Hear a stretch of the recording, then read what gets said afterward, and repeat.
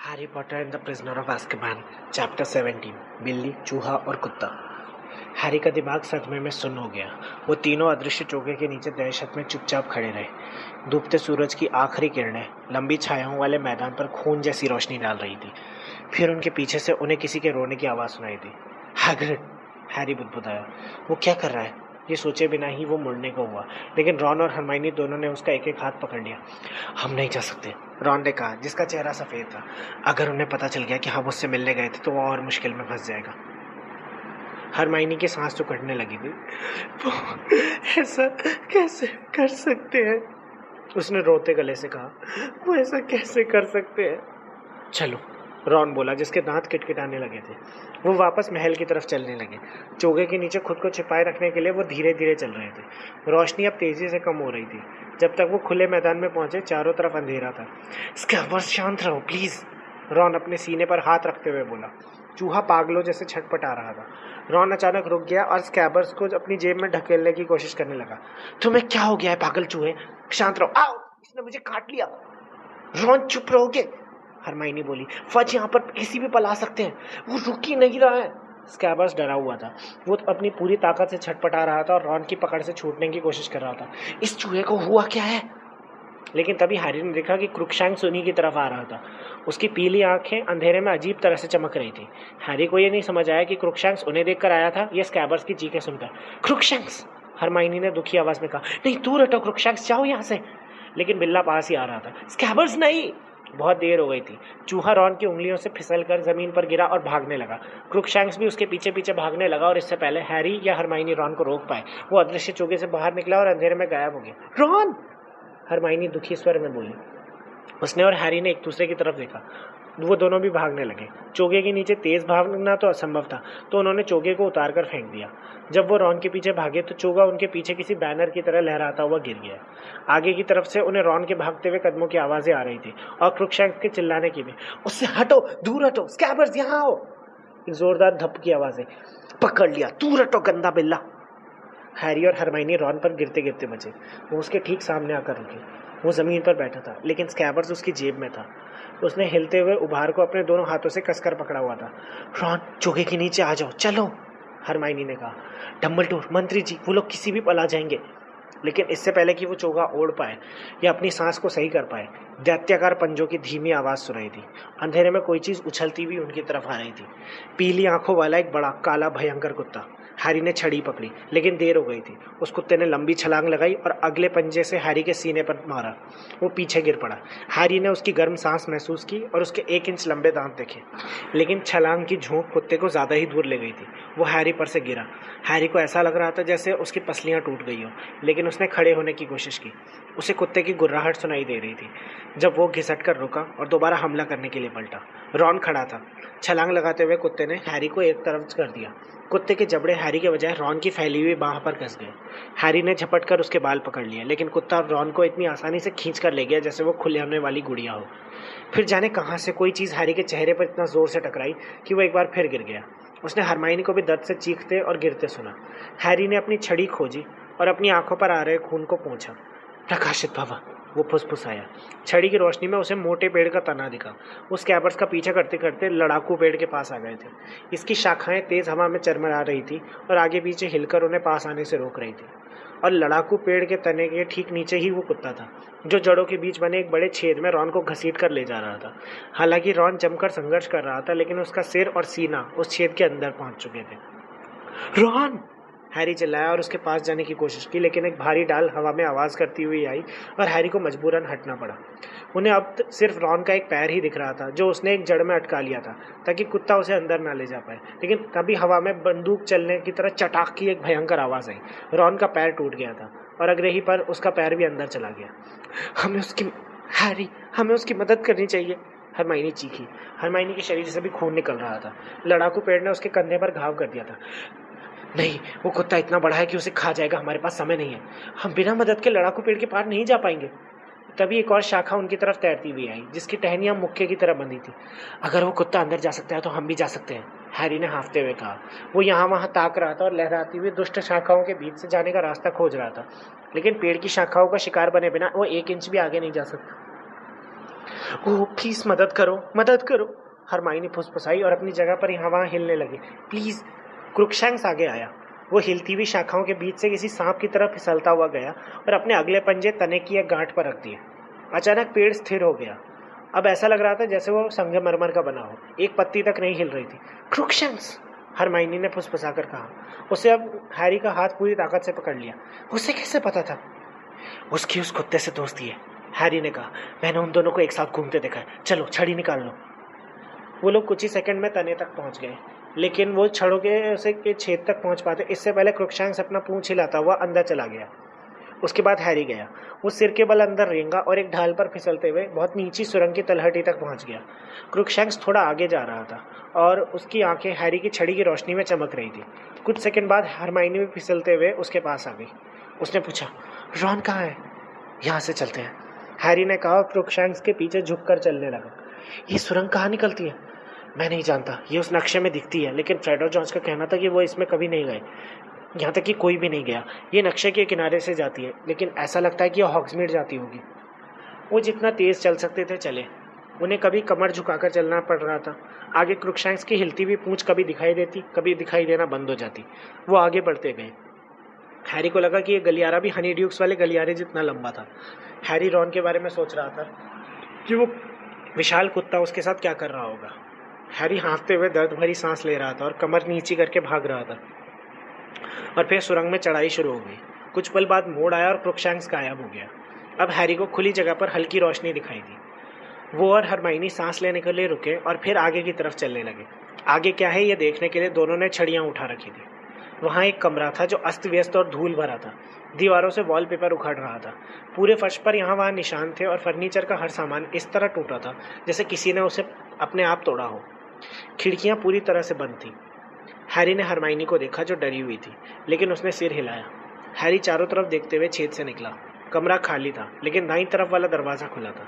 उसमें एक गलियारा था जो हॉल में जाता था। हरमाइनी ने अचानक हैरी का हाथ दोबारा पकड़ लिया। उसकी चौड़ी आंखें बंद खिड़कियों पर घूम रही थी। हैरी, मुझे लगता है हम चीखती हवेली में हैं। हैरी ने चारों तरफ देखा। उसकी निगाह पास वाली लकड़ी की कुर्सी पर पड़ी, जिसके कई हिस्से गायब थे। उसका एक पाया तो उखड़ गया था। ये भूतों ने नहीं किया, उसने धीमे से कहा। उसी समय ऊपर से एक आवाज़ आई। कोई तो ऊपर की मंजिल पर चल रहा था। दोनों ने छत को देखा। हरमाइनी ने हैरी का हाथ ऐसे पकड़ रखा था कि हैरी की उंगलियां सुन्न हो गई। उसने हरमाइनी को देखा। हरमाइनी ने सिर हिलाते हुए उसका हाथ छोड़ दिया। वो धीमे धीमे रेंगते हुए हॉल में गए और पुरानी टूटी फूटी सीढ़ियाँ चढ़ने लगे। फर्श को छोड़कर हर चीज़ पर धूल की एक मोटी परत थी। फर्श पर एक चौड़ा और चमकता निशान था, जैसे किसी को खींचकर ऊपर ले जाया गया हो। वो अंधेरे में ऊपर पहुंच गए। तम, वो एक साथ बोले और छड़ियों के सिरे पर जलती रोशनी गायब हो गई। सिर्फ एक दरवाज़ा खुला था। जब वो उसकी तरफ रेंगते हुए गए तो उन्हें उनके पीछे से आवाज़ें सुनाई दी, एक हल्की कराह और बिल्ली की म्याऊं। उन्होंने आखिरी बार एक दूसरे को देखा और सिर हिलाया। अपने सामने छड़ी को कसकर पकड़कर हैरी ने लात मारकर दरवाज़ा खोल दिया। धूल भरे पर्दों वाले एक शानदार पलंग पर क्रुकशैंक्स लेटा था और उन्हें देखकर खुशी से गुर्रा रहा था। उसके पास फर्श पर रॉन था। रॉन ने अपना पैर पकड़ रखा था, जो अजीब से कोण में लटका हुआ था। रॉन और हरमाइनी भागकर उसके पास गए। रॉन, रॉन तुम ठीक हो? वो कुत्ता कहाँ है? वो कुत्ता नहीं है, रॉन ने कराहते हुए कहा। उसके दांत दर्द से भिजे हुए थे। हैरी, ये एक चाल थी। क्या? वो कुत्ता नहीं है, वो इच्छाधारी नर पशु है। रॉन हैरी के कंधों के पार ही घूर रहा था। हैरी पलटा। छाया में खड़े आदमी ने एक झटके में दरवाज़ा बंद कर दिया। उसके गंदे लटदार बाल उसकी कोहनियों तक झूल रहे थे। अगर उसकी आंखें गहरे काले गड्ढों में चमक नहीं रही होती तो वो किसी मुर्दे की तरह दिखता। उसकी पतली चमड़ी उसके चेहरे की हड्डियों के इतने पास थी कि उसका सिर किसी खोपड़ी जैसा दिख रहा था। मुस्कुराने के कारण उसके पीले दांत साफ दिख रहे थे। वो सीरियस ब्लैक था। निरस्त्र भव, वो चिल्लाया और रॉन की छड़ी उनकी तरफ कर दी। हैरी और हरमाइनी की छड़ियाँ उनके हाथ से छूटकर हवा में उड़ने लगी, जिन्हें ब्लैक ने पकड़ लिया। फिर उसने एक कदम आगे बढ़ाया। उसकी आंखें हैरी पर जमी थी। मैंने सोचा था कि तुम अपने दोस्त की मदद करने ज़रूर आओगे, उसने भारी आवाज़ से कहा। उसकी आवाज़ सुनकर ऐसा लग रहा था जैसे उसने काफ़ी समय से बोला ना हो। तुम्हारे पिता ने भी मेरे लिए यही किया होता। तुमने बहादुरों की तरह किसी टीचर की मदद नहीं मांगी। मैं एहसानमंद हूँ, इससे सब कुछ आसान हो जाएगा। अपने पिता के बारे में ब्लैक का ताना हैरी के कानों से उतरकर दिल में लग गया। हैरी के दिल में नफरत का लावा उबलने लगा और उसने अंदर का सारा डर जैसे छू हो गया। जिंदगी में पहली बार वो अपनी छड़ी को दोबारा अपने हाथ में चाहता था, खुद को बचाने के लिए नहीं, हमला करने के लिए, मारने के लिए। ये जाने बिना कि वो क्या कर रहा है, वो आगे बढ़ा, लेकिन दोनों तरफ से 2 हाथों ने पकड़कर उसे खींच लिया। नहीं हैरी, हरमाइनी ने दहशत में फुसफुसाकर कहा। रॉन ने ब्लैक से कहा, अगर तुम हैरी को मारना चाहते हो, उससे पहले तुम्हें मुझे मारना होगा, उसने आवेश से कहा। यहाँ तक कि खड़े होने की कोशिश में उसके चेहरे का रंग और उड़ गया और ये बोलते समय वो थोड़ा कांप भी रहा था। ब्लैक की छायादार आंखों के सामने एक अजीब भाव आया। लेट जाओ, उसने रॉन से धीरे से कहा, तुम्हारे पेट में दर्द और बढ़ जाएगा। तुमने सुना? रॉन ने कमजोरी से कहा, हालांकि वो खड़े रहने के लिए हैरी का सहारा ले रहा था। तुम्हें अगर हैरी को मारना है तो पहले मुझे मारना होगा। नहीं, आज रात को यहाँ बस एक ही मरेगा, ब्लैक ने कहा और उसकी मुस्कुराहट और चौड़ी हो गई। ऐसा क्यों? हैरी ने थूक उड़ाते हुए रॉन और हरमाइनी की पकड़ से आज़ाद होने की कोशिश की। पिछली बार तो तुम्हें इस बात की जरा भी परवाह नहीं थी, है ना? पेटिग्रू को मारने के लिए इतने साले मगलुओं की हत्या करने में तुम तो हिचके नहीं थे। अब क्या हुआ? अज़्काबान ने दिमाग घुमा दिया है? हैरी, हरमाइनी बोली। चुप रहो, उसने मेरे मम्मी डैडी को मारा। हैरी गरजा। जोरदार झटका देकर वो हरमाइनी और रॉन की पकड़ से छूटा और उसने ब्लैक पर छलांग लगा दी। वो जादू के बारे में भूल गया था। वो भूल गया था कि वो एक छोटा, दुबला और 13 साल का लड़का था, जबकि ब्लैक एक लंबा, पूरा वयस्क जादूगर था। हैरी बस इतना जानता था कि वो ब्लैक को अपनी पूरी ताकत से बुरी चोट पहुंचाना चाहता था और उसे परवाह नहीं थी कि बदले में उसे क्या चोट पहुंचेगी। शायद ब्लैक को उम्मीद नहीं थी कि हैरी ऐसा करेगा, इसलिए सदमे की वजह से वो समय पर छड़ी भी नहीं उठा पाया। हैरी ने एक हाथ से ब्लैक की पतली कलाई पकड़ ली और उसकी छड़ियों को दूर कर दिया। हैरी का दूसरा हाथ मुक्का बनकर ब्लैक के सिर पर पड़ा। दोनों गुत्थम गुत्था होकर पीछे की तरफ गिरकर दीवार से टकरा गए। हरमाइनी चीख रही थी, रॉन चिल्ला रहा था। ब्लैक के हाथ की छड़ियों से हवा में चिंगारियां निकली। एक चौंधियाने वाली रोशनी हुई जो हैरी के चेहरे से कुछ इंच दूर से निकल गई। हैरी को महसूस हुआ कि उसकी हथेली में भिंचा दुबला हाथ पागरों की तरह छूटने की कोशिश कर रहा है, लेकिन उसने हाथ छोड़ा नहीं। अपने दूसरे हाथ से हैरी ब्लैक के शरीर पर कहीं भी मुक्के बरसा रहा था, लेकिन ब्लैक के खाली हाथ को हैरी का गला मिल गया था। नहीं, वो बोला, मैंने बहुत इंतजार कर लिया, अब नहीं। उंगलियां कस गई, हैरी का गला बंद हो गया और उसका चश्मा एक तरफ हो गया। तभी उसे हरमाइनी का पैर हवा में दिखा। एक दर्द भरी कराह के साथ ब्लैक ने हैरी को छोड़ दिया। रॉन ब्लैक के छड़ी वाले हाथ पर कूद गया था। तभी हैरी को छड़ियां जमीन पर गिरने की आवाज़ आई। वो शरीरों के जमघट से बाहर निकला तो उसे अपनी छड़ी फर्श पर लुढ़कती दिखी। उसने छलांग लगाई, लेकिन क्रुकशैंक्स भी लड़ाई में कूद चुका था। उसने अपने दोनों पंजे हैरी के हाथ में गहराई तक धंसा दिए। हैरी ने उसे फेंक दिया, लेकिन क्रुकशैंक्स अब हैरी की छड़ी पर लपक रहा था। ऐसा मत करना, नहीं! हैरी गरजा और उसने क्रुकशैंक्स को लात मारने की कोशिश की, जिससे बिल्ली उछलकर एक तरफ हो गई। हैरी ने छड़ी उठा ली और घूमा। रास्ते से हटो, उसने चिल्लाकर रॉन और हरमाइनी से कहा। ये बात दोहराने की जरूरत नहीं पड़ी। हाँफती हुई हरमाइनी अपनी और रॉन की छड़ियां उठाकर एक तरफ हो गई। उसके होंठ से खून निकल रहा था। रॉन रेंगते हुए पलंग तक गया और हाँफते हुए उस पर गिर गया। उसका सफ़ेद चेहरा अब हरा हो गया था और वो अपने दोनों हाथों से अपने टूटे हुए पैर को पकड़े था। ब्लैक दीवार के नीचे पसरा हुआ था। उसका दुबला पतला सीना तेजी से ऊपर नीचे हो रहा था जब उसने हैरी को छड़ी लेकर धीरे धीरे पास आते देखा, जिसकी नोक सीधे उसके दिल की तरफ थी। ब्लैक ने कहा, मुझे मारना चाहते हो हैरी? हैरी उसके ठीक पास आकर रुका। उसकी छड़ी अब भी ब्लैक के सीने की तरफ थी। ब्लैक की बाईं आंख के पास चोट का एक नीला निशान था। उसकी नाक से खून निकल रहा था। तुम्हारी वजह से मेरे माता पिता मारे गए, हैरी ने कहा। उसकी आवाज़ कांप रही थी, लेकिन छड़ी वाला हाथ स्थिर था। ब्लैक ने अपनी इस धसी हुई आंखों से उसे देखा। मैं इस बात से इनकार नहीं करता हूँ, उसने धीमे से कहा, लेकिन पूरी बात सुन लो। पूरी बात? हैरी ने दोहराया और उसके कानों पर हथौड़े बरसने लगे। तुमने उन्हें वोल्डेमॉर्ट के हाथों भेज दिया। मुझे बस इतना ही जानने की जरूरत है। तुम्हें मेरी बात सुननी चाहिए, ब्लैक ने कहा, और अब उसकी आवाज़ में बेचैनी थी। अगर तुम ऐसा नहीं करोगे तो बाद में पछताओगे। तुम समझते नहीं हो। तुम जितना सोचते हो मैं उससे कहीं ज़्यादा समझता हूँ, हैरी ने कहा, और उसकी आवाज़ पहले से भी ज़्यादा काँप रही थी। तुमने कभी मेरी माँ की आवाज़ नहीं सुनी ना? मेरी माँ जब वोल्डेमॉर्ट से मुझे बचाने की कोशिश कर रही थी, और ये सब तुम्हारी वजह से हुआ था। इससे पहले कि उनमें से कोई भी कुछ कह पाता, कोई चीज़ हैरी के पास से गुजरी। क्रुकशैंक्स उछल कर ब्लैक के सीने पर बैठ गया, सीधे उसके दिल के ऊपर। ब्लैक ने पलकें झपकाकर बिल्ली को देखा। उसने क्रुकशैंक्स को दूर धकेलने की कोशिश करते हुए कहा, हटो, नहीं, हट जाओ मेरे ऊपर से। लेकिन क्रुकशैंक्स ने अपने पंजे ब्लैक के दुशालों में धंसा दिया और हिला तक नहीं। उसने अपना बदसूरत चपटा चेहरा हैरी की तरफ मोड़ लिया और अपनी बड़ी पीली आंखों से उसे घूरने लगा। दाईं तरफ हरमाइनी रोने लगी। हैरी ने ब्लैक और क्रुकशैंक्स को देखा। उसने छड़ी को कसकर पकड़ लिया। इससे क्या फ़र्क पड़ता है कि उसे बिल्ली को भी मारना पड़े, वो ब्लैक से मिला हुआ था। अगर वो ब्लैक को बचाने के लिए मरने को तैयार था तो इससे हैरी को कोई फ़र्क नहीं पड़ता। अगर ब्लैक बिल्ली को बचाना चाहता था तो इससे यही साबित होता था कि वो हैरी के माता पिता के बजाय उस बिल्ली की ज़्यादा परवाह करता था।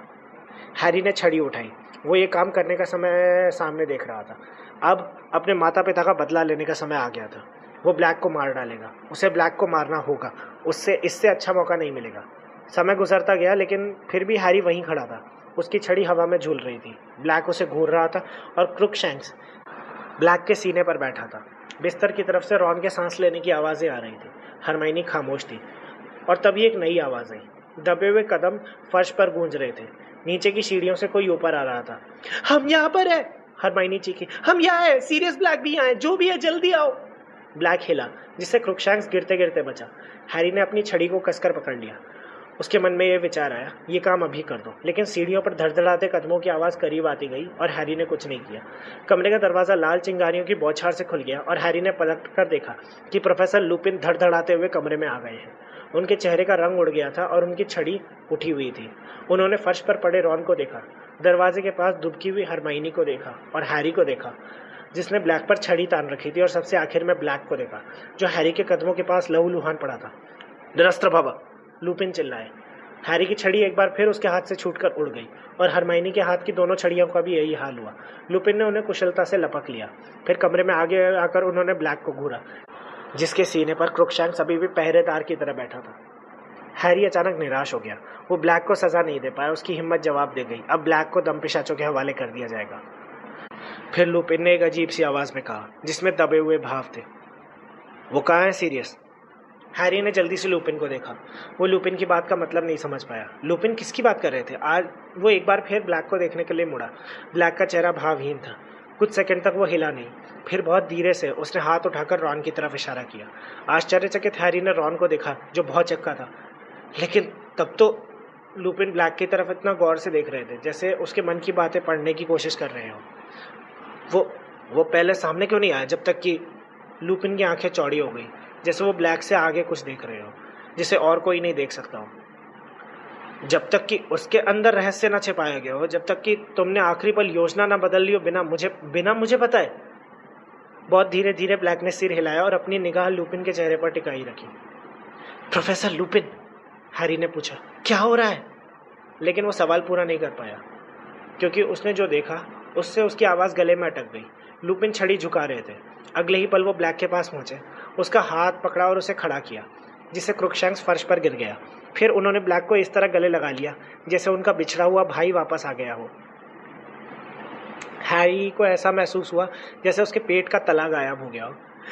मुझे यकीन नहीं हो रहा, हरमाइनी चीखी। लुपिन ने ब्लैक को छोड़ दिया और हरमाइनी की तरफ मुड़े। वो लुपिन की तरफ आंखें फाड़कर इशारा कर रही थी। आप हरमाइनी, आप और वो। हरमाइनी शांत। मैंने किसी को भी नहीं बताया, हरमाइनी बोली। मैं सबसे आपकी सच्चाई छुपा कर रख रही थी। हरमाइनी, मेरी बात सुनो, मैं सब समझा रहा हूँ। हैरी कांपने लगा था, डर से नहीं पर गुस्से से। मैंने आप पर भरोसा किया था, उसने लुपिन से चिल्लाकर कहा और उसकी आवाज़ बेकाबू होकर कांप रही थी। और इस पूरे समय आप उसके साथ थे। ये सही नहीं है। मैं 12 साल से सीरियस का दोस्त नहीं था, लेकिन अब हूँ। मुझे समझाने दो। नहीं, हरमाइनी चीखे। हैरी, इन पर भरोसा मत करना। इन्होंने ही ब्लैक को महल में घुसाया था। तुम्हें मरा हुआ देखना चाहते हैं। ये एक नर भेड़िया है हैरी, इसीलिए तो एक क्लास में पढ़ाने नहीं आते थे। एक जोरदार खामोशी छा गई। हर एक की आंखें अब लुपिन पर थी, जो शांत दिख रहे थे, हालांकि उनका चेहरा थोड़ा पीला था। आमतौर पर तुम्हारे सारे जवाब जितने सही होते हैं, ये वाक्य उतना सही नहीं है हरमाइनी, उन्होंने कहा। 3 में से तुम्हें 1 नंबर मिलता है। मैंने महल में घुसने में सीरियस की मदद नहीं की और मैं हैरी को मरा हुआ नहीं देखना चाहता। एक अजीब सी सिहरन उनके चेहरे पर तोड़ गई। लेकिन तुम्हारी एक बात सही है कि मैं एक नर भेड़िया हूँ। रॉन ने खड़े होने की कोशिश की, लेकिन वह दर्द भरा कहराह के साथ गिर गया। लुपिन उसकी तरफ चिंता से बढ़े, रॉन ने चिल्लाकर कहा, नरभेड़िया तुम दूर रहो मुझसे। लुपिन रुक गए, फिर कोशिश करके वो हरमाइनी की तरफ मुड़े और बोले, तुम कब से जानती हो? बहुत समय से, जब से मैंने प्रोफेसर स्नेप का वो निबंध लिखा था। उन्हें खुशी होगी, लुपिन ने कहा। उन्होंने वो निबंध इसी आशा से दिया था कि कोई मेरे लक्षणों का मतलब समझ लेगा। क्या चंद्रमा का चार्ट देखकर तुम्हें समझ में आ गया था कि मैं हमेशा पूर्णिमा के समय भी बीमार पड़ता हूँ? या तुमने ये देखा कि मेरे सामने आने पर बहरूप या चंद्रमा में बदलता है? दोनों, हरमाइनी धीरे से बोली। लुपिन विवश हंसी में हंसे। तुम सच में अपनी उम्र की सबसे चतुर जादूगरनी हो हरमाइनी। ऐसा नहीं है, अगर थोड़ी भी चालाक होती तो आपकी असलियत सबको बता देती। लेकिन वो पहले से भी जानते हैं, लुपिन ने कहा। कम से कम स्टाफ तो सब लोग जानते हैं। डम्बलडोर ने आपको नौकरी पर रखा, ये जानते हुए भी आप एक नरभेड़िया हैं। रॉन ने हाँफते हुए कहा, डम्बलडोर पागल हो गए हैं क्या? स्टाफ के कुछ लोग भी ऐसा ही सोचते थे, लुपिन ने कहा। डम्बलडोर को, कुछ टीचर्स को ये विश्वास दिलाने में मुश्किल हुई कि मुझ पर भरोसा किया जा सकता था, और वो गलत थे। हैरी चीखा, आप पूरे समय इसकी मदद कर रहे थे। उसने ब्लैक की तरफ इशारा दिया, जो अब जाकर पलंग पर पसर गया था। उसने अपने कांपते हाथ से अपना चेहरा छिपा लिया। क्रुकशांक्स भी उछलकर उसके पास पहुंच गया था और पूंछ हिलाकर उसकी गोद में बैठा था। रॉन अपने पैर को घसीटता हुआ उन दोनों से दूर खिसक गया। मैं सीरियस की मदद नहीं कर रहा हूँ, लुपिन ने कहा, और तुम मुझे मौका दो तो मैं सब स्पष्ट कर दूंगा। देखो। उन्होंने रॉन, हैरी और हरमाइनी की छड़ियों को अलग अलग किया और उनके मालिकों की तरफ उछाल दिया। हैरी ने हैरान होकर छड़ी पकड़ ली। लो। लुपिन अपनी छड़ी बेल्ट में रखते हुए बोले, अब तुम लोगों के पास छड़ियाँ हैं, हमारे पास नहीं है। बात सुनोगे? हैरी की समझ नहीं आ रहा था कि वो क्या जवाब दे। कहीं ये कोई चाल तो नहीं थी? अगर आप उसकी मदद नहीं कर रहे थे, उसने ब्लैक की तरफ गुस्से से देखते हुए कहा, तो आपको कैसे पता चला कि वो यहाँ है? नक्शा हैरी, लुपिन ने कहा। नक्शा? मैं अपने ऑफिस में उसे गौर से देख रहा था। आप जानते हैं उसे कैसे देखा जाता है? हैरी ने शक करते हुए पूछा। जाहिर है मैं जानता हूँ कि उसे कैसे देखा जाता है, लुपिन ने कहा अधीरता से हाथ हिलाते हुए, क्योंकि अपने दोस्तों के साथ मिलकर मैंने ही तो इसे बनाया था। मैं मूनी हूँ, मेरे दोस्त मुझे स्कूल में इसी नाम से बुलाते थे। आपने नक्शा बनाया था?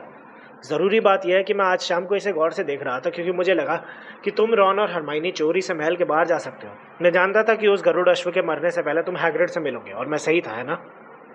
वो इधर उधर टहलने लगे और उनकी तरफ देखने लगे। जब भी वो चलते समय पैर उठाते तो थोड़ी धूल उड़ती। तुमने शायद अपने पिता का चोगा पहन रखा था ना हैरी? आप उस चोगे के बारे में भी जानते हैं? मैंने जेम्स को उसके नीचे बहुत बार गायब होते देखा था। लुपिन ने फिर अधीरता से हाथ हिलाया। मुद्दे की बात है कि भले ही तुमने अदृश्य चोगा पहन रखा हो, लेकिन तुम नक्शे में दिखते हो। मैंने देखा कि तुम मैदान को पार करते हुए हैग्रिड के झोंपड़े में गए। 20 मिनट बाद तुम हैग्रिड के यहाँ से निकलकर महल की तरफ आने लगे, लेकिन लौटते समय तुम्हारे साथ और कोई भी था। क्या? हैरी बोला। नहीं, हमारे साथ और कोई नहीं था। मुझे अपनी आंखों पर भरोसा नहीं हुआ था। लुपिन ने अब भी चहलकदमी करते हुए और हैरी की बात को नज़रअंदाज करते हुए कहा, मुझे लगा कि नक्शा गलत जानकारी दे रहा है। वो तुम्हारे साथ नहीं हो सकता। हमारे साथ कोई नहीं था, हैरी बोला। तभी मुझे एक और बिंदु दिखा जो तेजी से तुम्हारी तरफ चला आ रहा था। बिंदु पर मैंने सीरियस ब्लैक का लेबल देखा। मैंने उसे तुमसे टकराते देखा, और मैंने देखा कि वो तुम में से 2 लोगों को लड़ाकू पेड़ के अंदर खींच कर ले गया। हम में से एक को? रॉन ने गुस्से से कहा। नहीं रॉन, तुम में से 2 को। उन्होंने चलना बंद कर दिया था और उनकी आंखें अब रॉन पर टिक गई। उन्होंने पूछा, क्या मैं तुम्हारे चूहे को देख सकता हूँ? क्या? रॉन ने कहा। स्कैबर्स का इससे कोई लेना देना नहीं है। सब कुछ लेना देना है, लुपिन ने कहा। क्या मैं उसे देख सकता हूँ? रॉन ने झिझकते हुए दुशाले में हाथ डाला। स्कैबर्स बाहर निकला, लेकिन बुरी तरह छटपटा रहा था। वो बचकर निकल ना जाए तो रॉन ने उसकी पूंछ पकड़ ली। क्रुकशैंक्स ब्लैक की गोद में खड़े होकर फुफकारने लगा। लुपिन रॉन के करीब आए। स्कैबर्स को गौर से देखते समय उन्होंने सांस रोक ली। क्या? रॉन ने दोबारा कहा। उसने स्कैबर्स को कसकर पकड़ रखा था, लेकिन उसे डर लग रहा था। मेरे चूहे का किसी चीज से क्या लेना दे रहा है? सीरियस ब्लैक बोला। अरे वो चूहा नहीं है। तुम्हारा क्या मतलब? वो चूहा ही तो है। नहीं, वो चूहा नहीं है, लुपिन ने धीमे से कहा। वो एक जादूगर है। वो एक इच्छाधारी नर पशु है, ब्लैक बोला, और उसका नाम है पीटर पेटिग्रू।